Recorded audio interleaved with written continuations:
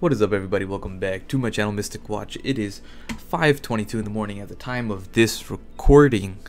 And what we're gonna do is we've been up all night doing homework. Gonna record, go to sleep, and yeah. So I'm like, usually I end up uploading these update videos pretty late. But I'm like, since I'm up, let me just record it. Even if I don't upload it at this exact second, at least I'll have it recorded so that I can upload it whenever I need to. Yeah, moving on.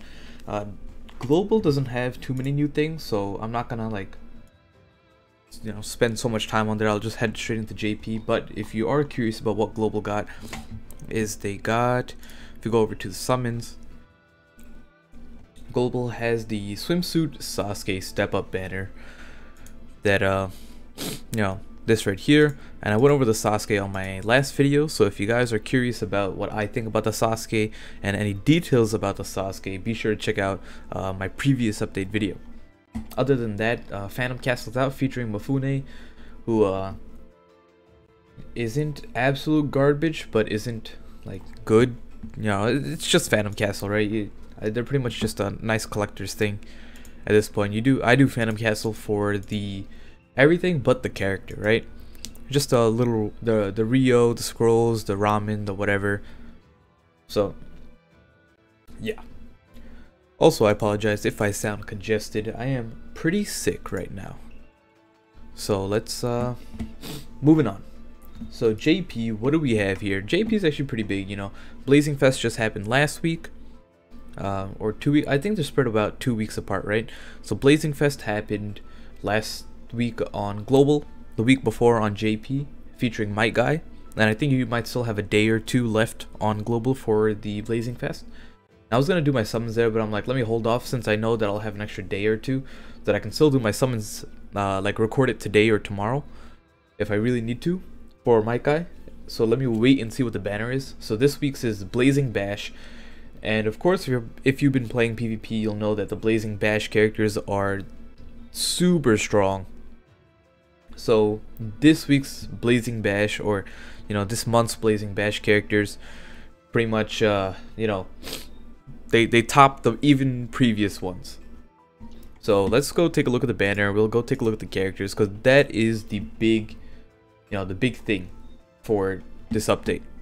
So we have Neji and Hinata.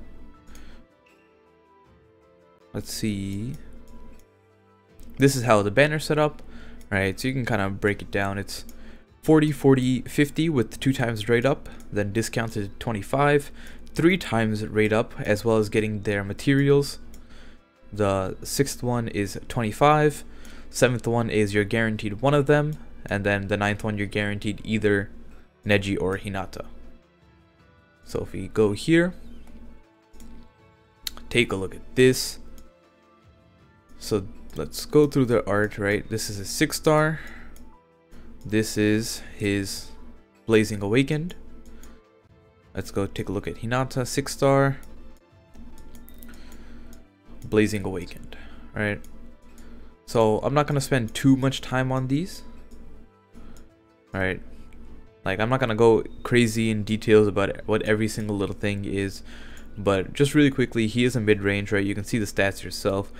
For a mid-range, non-Blazing Awakened, this Neji is actually really good, right? Like, he is a character that if the Blazing Awakening part didn't exist, right? And it was just this Neji, I would probably pull for him, because he's pretty good. He has about 2,000 attack before anything else, right? Which is one of the highest attacks in the game. It's probably like the 2nd highest attack in the game for a mid-range unit. I think there's like is it just the anniversary Naruto that goes over 2,000? But either way, right, he has just this, right? That alone. You got jutsus are 3 chakra, and then 6 chakra ultimate. It is 4.2 times attack to one enemy, 70% chance of recovery ceiling for 2 turns, knocks him back, right? So the recovery ceiling part isn't that bad, but 4.2 times attack, meaning he's doing close to 10,000 damage. So definitely not bad for 3 chakra. And then his ultimate jutsu for 6 chakra is 9.5 times attack to one enemy, 90% chance of immobilization for 2 turns, knocks him back, right? 6th chakra, you're doing, you're doing your 20k damage, and then you also have a 90% chance for a 2-turn immobilization. That's just a solid unit all around. So, yeah. Now, looking at his Blazing Awakening, what changed, right? So his stats decrease, like every other Blazing Awakening. And what does he get instead? So, his jutsu damage goes down, but I'm just going to jump straight into the PvP part, right? So, well, his normal jutsu becomes 3.5 times attack to all, I think I should show this because I'm pretty sure it changes. 3.5 times attack to all enemies in range. So it goes from being single target to AoE, which I did not realize on first glance. Right? Single target to AoE. 40% chance of attack reduction for 5 turns and or immobilization for 1 turn. 40% chance is a little low, so it's not horrible. It's nice to have, but 60% chance or 50% chance is always like the number I like to look for. Ultimate is like literally the same thing, but instead of 9.5 times multiplier, it's 9. Now, what does he do in PvP, right? That's the big thing. So his PvP stats are right here. They're very high attack, right? Very, very high attack. And then he has normal jutsu is AoE, 3.8 times attack, right? So it's essentially 4 times attack. For 4, he's doing like, we're gonna say like 18,000 damage with his 3 chakra jutsu, which is nuts. Alright, like you don't even need his ultimate jutsu, right? You're doing AoE like almost 20k damage with this guy in PvP, and then it's 70% chance of reducing their speed for 4 turns. So, pretty much he's gonna be, if you pull him, he's gonna be on your team. Ultimate is 9 times attack to one enemy, 90% chance of immobilization for 1 turn, knocks them back. You really don't, you wouldn't use the ultimate unless you just need to KO someone instantly, because the thing is 9 times attack is you're doing like 36,000 damage or like 38,000 damage to a unit. That's a lot, right? Like you are killing someone, and people don't realize that like it's his 6th chakra is nothing, right? Like people run like Madaras, they run the Sage of 6 Paths Naruto, they get his 6 chakra jutsu, or if you have him duped, it's 5 chakra, but it's 6 chakra normally, and people don't mind saving up for that, right? Other people, like you'll see Karin, it's the same thing, right? So getting 6 chakra is not hard at all. You start off with 4 and you just generate twice, and that's it.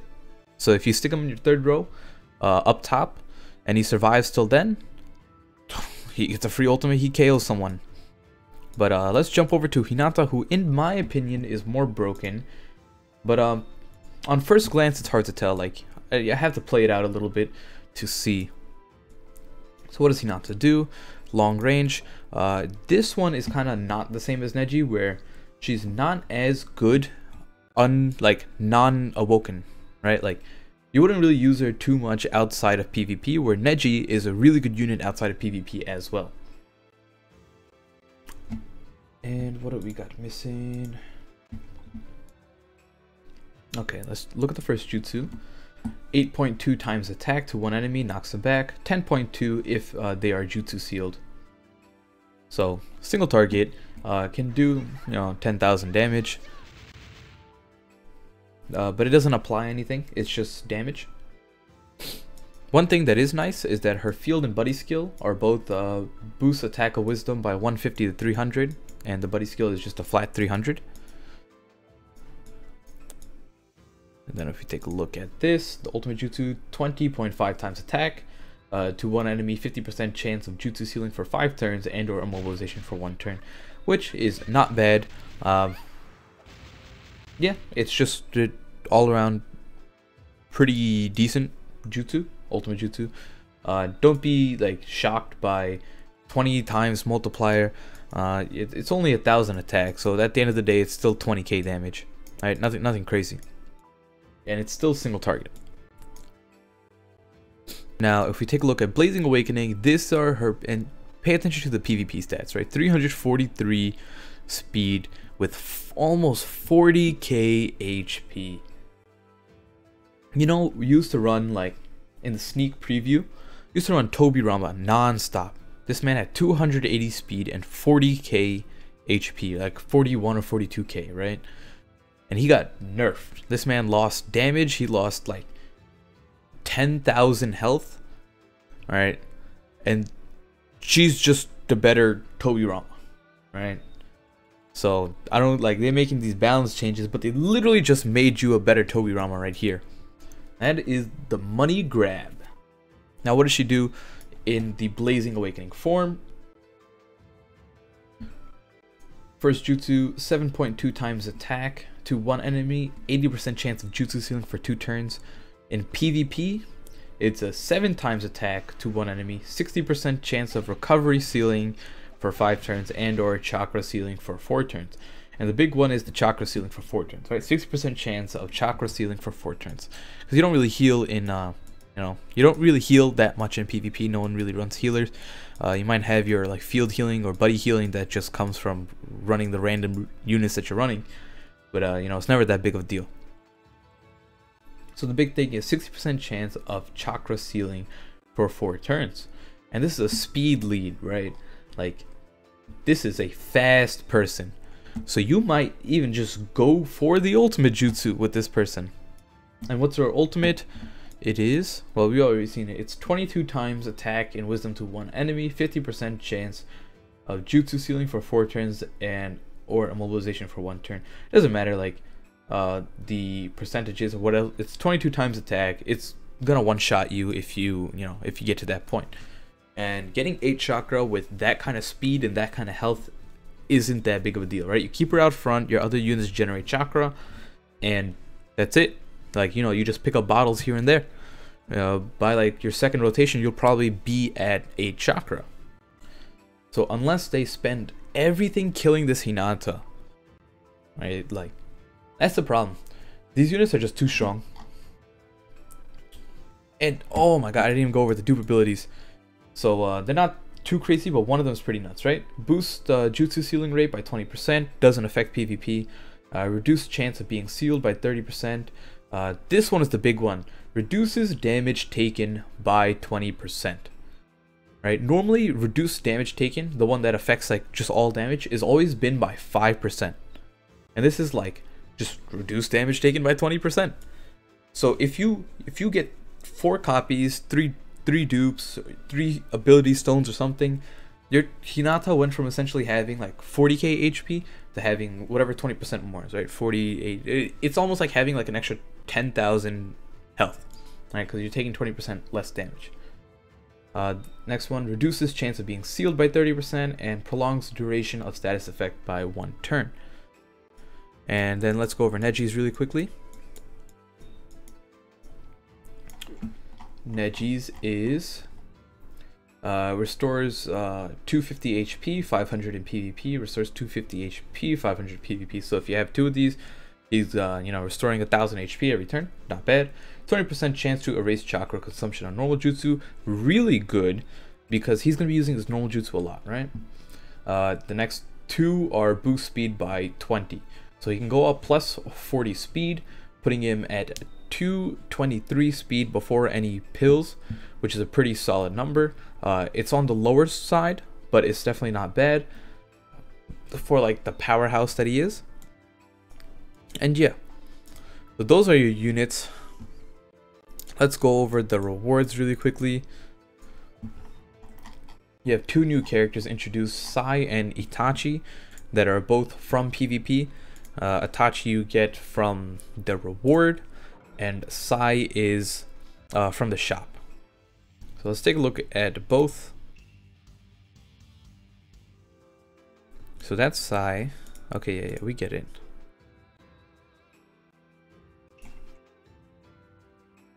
So this isn't his, his awakened one, but that's just that.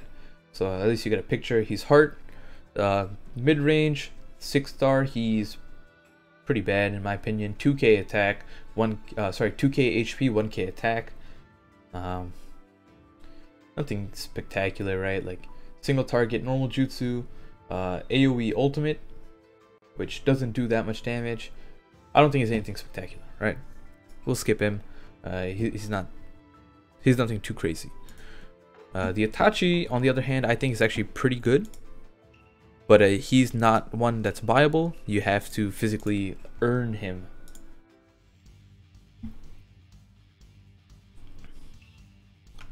Wrong button. There we go. Well, I can't show this thing from here. I'm pretty sure there's a way to see it, but I don't feel like scrolling around. Itachi is body short range, 1768 HP, 2140 attack. Jutsu 2.5 times in body to one enemy, 4 chakra, ultimate jutsu, 6.8 AoE, 80% chance of jutsu sealing for 2 turns, knocks them back. Dupe abilities, boost speed by 10. Normal jutsu hits all enemies, boost speed by 10. Removes barrier, boost speed by 10. Every single one of his dupe abilities is really good, putting him at, normally he'd be at 140 speed, now he'd be at 170 with 40k HP and 4280 attack in PvP, meaning his jutsu, his normal jutsu for 4 chakra would do about 10,000 damage, and his ultimate would do 6.8, so it's about 7 times. It would do about 30,000 damage AoE. So, not bad. Oh, and it's in PvP, his normal jutsu has a 50% chance of switching, sealing for 3 turns. So, for a PvP unit and one that's technically free to obtain, he's pretty good. So that's really it for this update. I know it went on a lot longer because it was the update as well as overview. You know, I kind of went into the characters more than I wanted to. Thank you guys for watching. Hope you guys enjoyed, and I'll see you all next time. Peace out.